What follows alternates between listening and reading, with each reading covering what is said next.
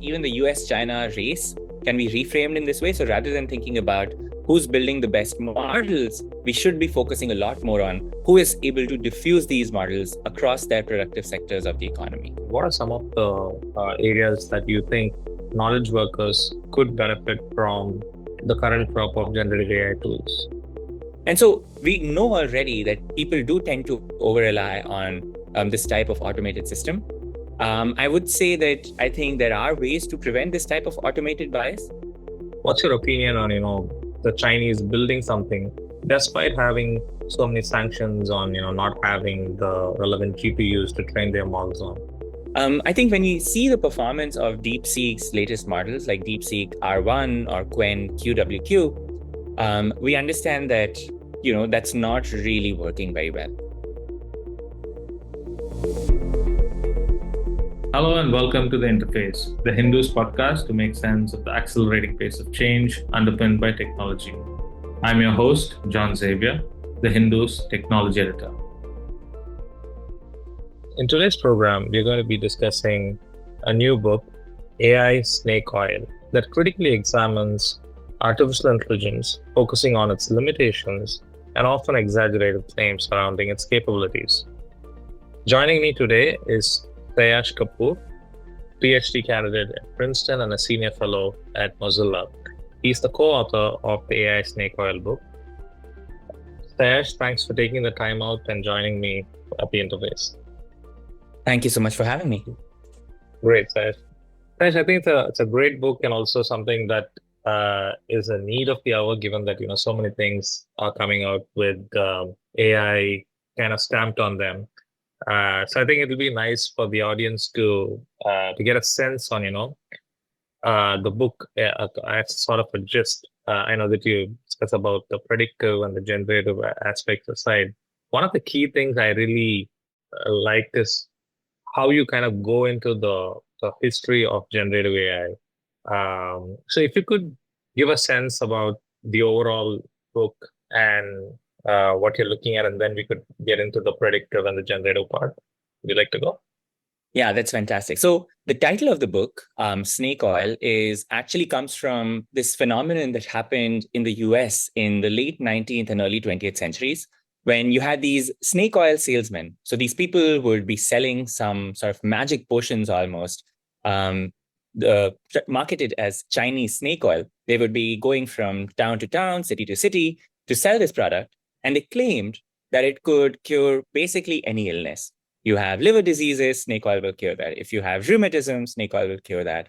All sorts of diseases were claimed to be cured by this. And the creation of the Food and Drugs Administration in the United States back in the early 20th century was in part a response to these snake oil salesmen. And I think, or I suspect, that a lot of what we are seeing in AI today also reflects this very same tendency, the tendency to sell AI as if it is a silver bullet that can cure any and all problems, whether it is social issues or technical problems and so on.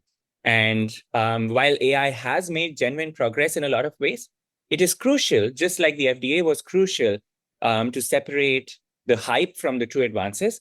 I think we are in that same position today with AI, where it is crucial to separate types of AI that just do not and perhaps can never work, what we call AI snake oil, from those types of AI which have made genuine technical advances. So that's why we wrote the book. Got it. I think that's why you also bring the dichotomy of the predictive AI and generative AI. So could you kind of go a little deeper into the predictive AI part and then discuss what the limitations are in terms of why that's the area where a lot of the snake oil sales is happening? Absolutely. So when we started writing the book, I think we very quickly realized that one of the most confusing things about AI is that it is an umbrella term. It's an umbrella term that refers to many different types of technologies, a few of which have made massive progress in the last few years, but some of which have remained stagnant for the last 5 decades. So the key place where we see this type of technology that is really stagnant, but is being sold as if it were in the same category as those things that have made progress, is in predictive AI. So broadly speaking, predictive AI refers to AI that is used to make predictions about individual people based on past data about them. And a side story about the book is that the project of AI Snake Oil actually started when some employee of a company that sold predictive AI reached out to my co-author, Professor Arvind Narayanan at Princeton, claiming that their own company is selling snake oil. They were essentially blowing the whistle. So this was a company that used a video interview of job candidates to predict which candidate would do best at the job. And on that basis, decide who should be offered their job and who shouldn't. Now, based on all of the data that we have today, it seems like this type of tool is no more than an elaborate random number generator. This just cannot work. And there are no sort of studies that validate these tools, but they're still being sold to thousands of companies already today. So this is what we call predictive AI.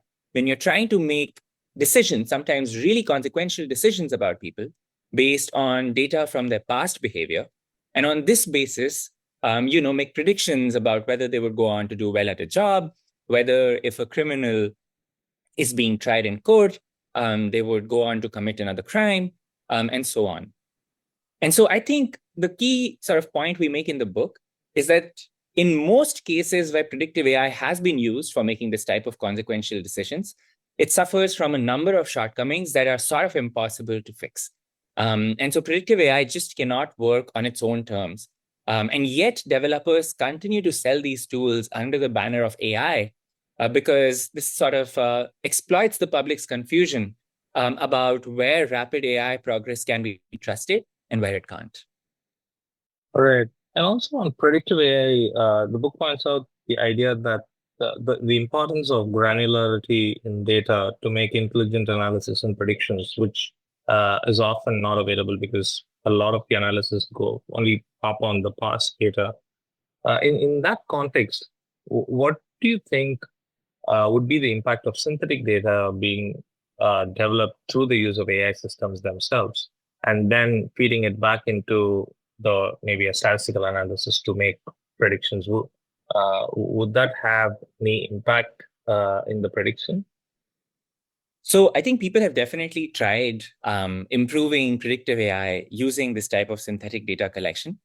The issue with predictive AI is not just the AI part of it, but I think it has much more to do with the predictive part of it.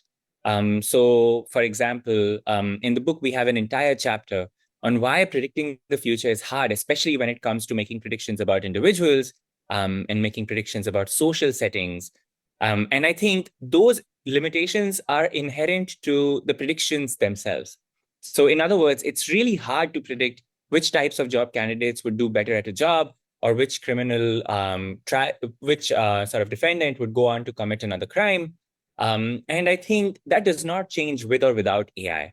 And so when people have tried to sort of in good faith do this type of methods improvement, improve the AI method using synthetic data and so on, they're largely run into the same limitations as we do when we try on existing data.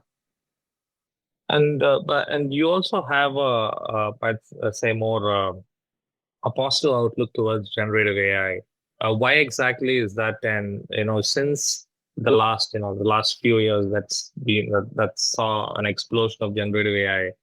Why is it that you and Arvind both seem to be more positive around generative AI? And what are some of the areas that you think knowledge workers could benefit from the current crop of generative AI tools?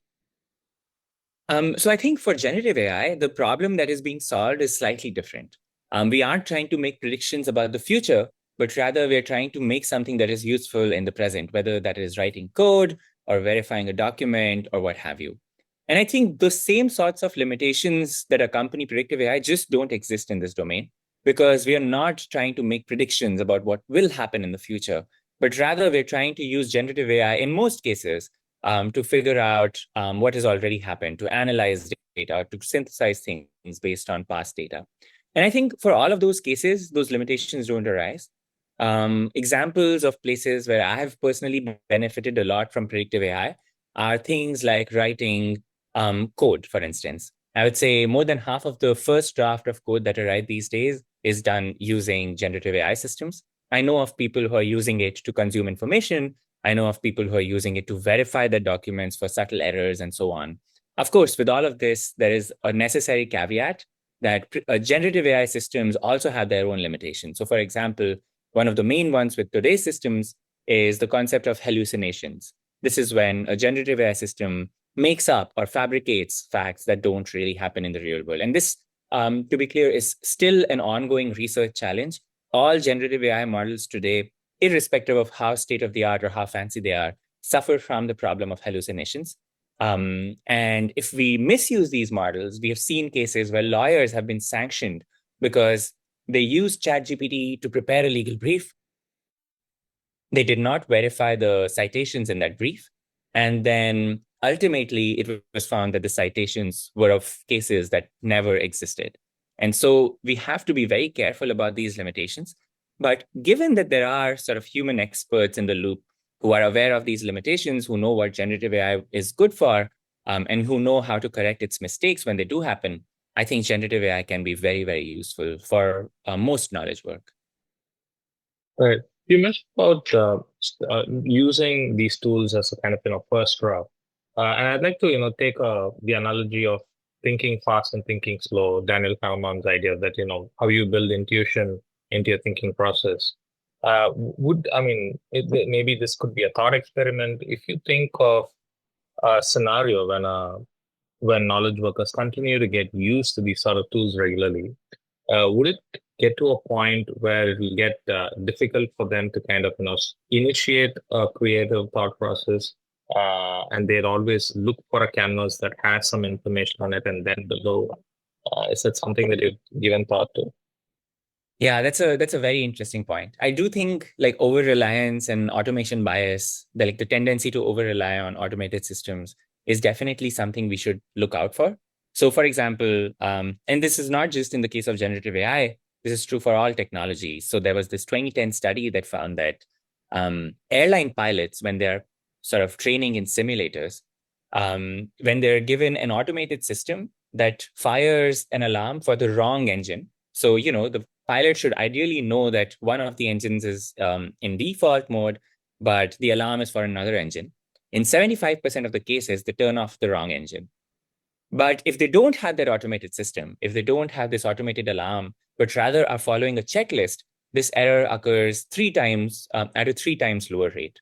And so we know already that people do tend to over rely on this type of automated system. I would say that I think there are ways to prevent this type of automated bias. So, for example, in the legal community right now, after this half a dozen cases of lawyers getting sanctioned because of ChatGPT, there is this inherent sort of uh, cautiousness about using legal tools. There are also institutional changes that have happened. So many judges sort of require lawyers to mark which parts of the legal brief they're presenting are AI generated. And so I think at some point we do adapt these systems, but you're exactly right that in this initial phase of adoption, where people might not think twice before adopting generative AI tools, we have to look out for automation bias. I'd like to slightly shift the conversation to a little more geopolitical one in terms of saying how different countries are building language models. And the recent crop is from the DeepSeek and Alibaba's, I think, Quen models, those are coming out. And these seem to be kind of topping the charts on a lot of benchmarks. So have you had a chance to kind of work on these and then test them out? What's your opinion on, the Chinese building something despite having so many sanctions on not having the relevant GPUs to train their models on? What's your thought on that? So I think for the last couple of years, especially in US policy circles, it was sort of assumed that we can ensure the non-proliferation of capable AIs. So we can ensure that, if we want, we can prevent powerful actors in other states from building state-of-the-art AI systems. And the mechanism to do that has been primarily export controls. So there are a number of export controls that have been placed on GPU manufacturers, even on state-of-the-art AI models now, that prevent them from being accessed or sold in countries, a number of countries across the world. And I think China is one of the heaviest hit ones. I think when you see the performance of DeepSeek's latest models like DeepSeek R1 or Qwen QWQ, we understand that, that's not really working very well. And this is something Arvind and I have cautioned about in the past, actually, because digital technology, things like AI models, are not something you can reasonably expect to sort of not proliferate over time. The cost of building state-of-the-art models keeps dropping exponentially. So I think some estimates indicate that the cost of training a state-of-the-art model at the same level of capabilities drops by 4x every single year. So a model that you took like $100 million of compute to train on today, in 4 years' time, will cost just around $1 million. It'll be in the capabilities or within reach for a much larger set of factors. And I think that's something similar to what we're seeing with Chinese companies. DeepSeek R1 has already, at least on benchmarks, matched the performance of OpenAI's latest reasoning model O1. And I think I expect this to be the case for the foreseeable future.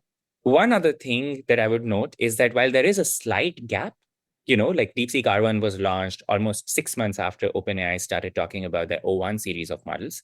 And we might expect this gap to continue, but there are no fundamental limitations. There are no sort of fundamental things that prevent DeepSeek from always being on this catch-up cycle, being only 6 months to a year behind. And that should make us question like what policy choices we are making. That should make us question the efficacy of export controls and perhaps think about other policy options that might be better suited for this type of environment. Right. And the interesting point that you brought up, glad that you brought it up, is the cost of training the model coming down. Why exactly is this happening, and how much lower can it go? As more people start developing their own language models. So I think this tendency of like dropping 4x a year is a result of two main factors. The first is improvements in hardware, and the second is improvements in algorithms or improvements in how we train these models. So over time, we've seen that the cost of or rather the cost of creating GPU chips that can train a language model sort of keep dropping over time. The drop is not significant, but it is still contributing to, let's say, half of this decrease.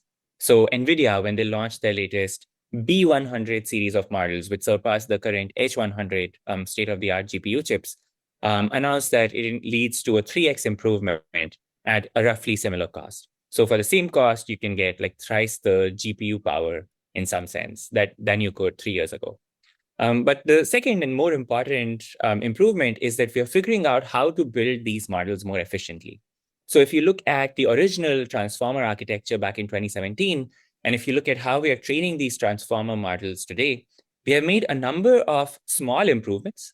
These are not game-changing. Overall, the transformer architecture still looks pretty similar, but we have made a number of small improvements that drastically improve the performance, that drastically improve the efficiency at which we can train these models. So instead of requiring, let's say, like 10 units of compute back in 2017, we require way fewer computes today.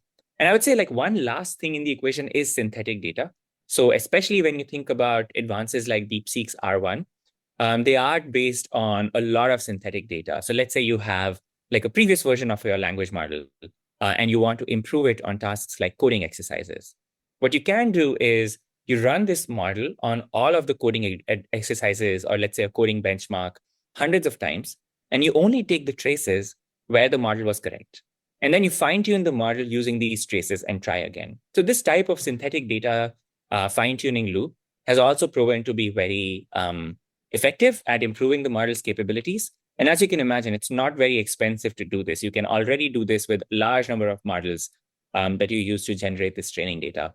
And so I think for all of these, because of all of these factors, I do think given the investments in AI improvements, I do expect this trend to continue, at least for the time being. All right. On that note, I was talking about investments. The recent Stargate investment is something that's making a lot of headlines. What's your take on that? Where does this take AI development in future? Or what sort of changes would be expected? So I think like my overall view on technologies like AI is that we should view them as general purpose technologies. We shouldn't really view them as a technology that works only in one specific sector, for example, tech, but rather think of them as technologies that aid all parts of society, including healthcare, finance, education, what have you. So, in order to realize the potential of AI, in order to realize the productive benefits from incorporating AI, I think we really do have to focus on diffusing AI across these different productive sectors of the economy rather than just building better and better models. In some sense, even the US China race can be reframed in this way. So rather than thinking about who's building the best models, we should be focusing a lot more on who is able to diffuse these models across their productive sectors of the economy. And so, seen this way, I think Stargate will be useful as a mechanism to incentivize the diffusion of AI. Because if we continue on this trajectory of AI models needing more compute, and we want to diffuse these models to a much larger sets of scenarios than they are being run on today, then I do think we will need like this amount of compute investment in order to make that feasible. On the other hand, we should also be cautious of claims that this type of investment is what will lead us to AGI or artificial general intelligence, basically AI models that are as smart or more or smarter than human in every single thing they do. Simply because I don't think compute alone is enough to get us there. I do think we need changes in the paradigms of AI. We need a lot more sort of scientific research to get to that point. And investments in compute are great for scaling up how many people can use AI or how much computational power AI can use, but that might not be enough for getting to AGI. Right. I mean, on the AGI topic itself, the two school of thoughts of this, you might be aware of the Future of Life Institute, and people like Matt Stegmark talking about how fast this development could actually lead to a possible extinction. And there's another school of thought that says that this is going to lead to a better quality of life. How do you kind of, weigh these two points of view, and then say, what's the point in which the AI is moving towards? So I would say that I think I fall somewhere along the middle. I don't think AI, at least AI systems of today, pose an existential threat to humanity. And actually, in the book, we dedicate an entire chapter that points out various arguments that people who think AI will kill us all make, and then goes through them one by one to try to rebut them. On the other hand, there are also people who think that AI will suddenly one day sort of automate all labor. Every single person's material needs will be taken care of. And I don't think that's likely to happen either. I think, in my view, the best mental model for thinking about AI is to think of it as other general purpose technologies that have made massive improvements to the quality of human life, but are still, not really like another species, let's say, as many of the people who are talking about super intelligence argue. So maybe we think of it as an analog to the internet. So the internet has changed how we work and how we play and how we communicate with people and so on. But it has done so over a number of decades rather than over a number of months. I think the transformative impacts of AI will be felt on similar timescales. We will sort of take decades to get to a point where AI is diffused across society, where it is being used by people in ways that make them more productive. And over time, I think we'll also figure out better ways as this diffusion process happens to curb the misuses of AI. There's already a lot of research going on in curbing these misuses, and I think we'll continue to get better at it to the point where this type of threats, like these existential threats from AI, will seem quite quaint. Right. And on that note, I think Kado, I'd sort of see the place where people really are worried about AI is whether it's going to have an impact on the jobs and what's going to happen. In the book, you and Arvind discuss something called the partial lottery system, in terms of bringing in a little more chance and a bit of luck, and then trying to have a new mix of people in the flow of things. Could you kind of briefly discuss what the partial lottery system is and how it might apply in emerging markets, particularly in India? Uh, um, could you give a sense of that? Absolutely. So I think this concept of partial lotteries came from a lot of studies that we looked at, which look at whether these merit-based selection mechanisms that we think of as we think of them, do they sort of go on to impact people's lives?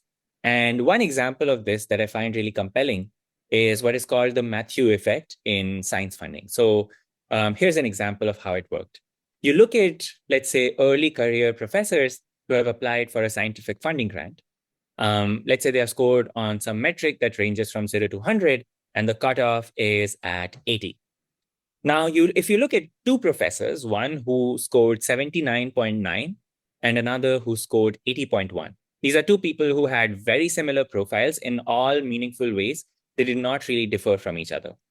But if you look at these two people's career trajectories over time, it turns out that the person just above the cutoff had dramatically improving sort of feedback loops.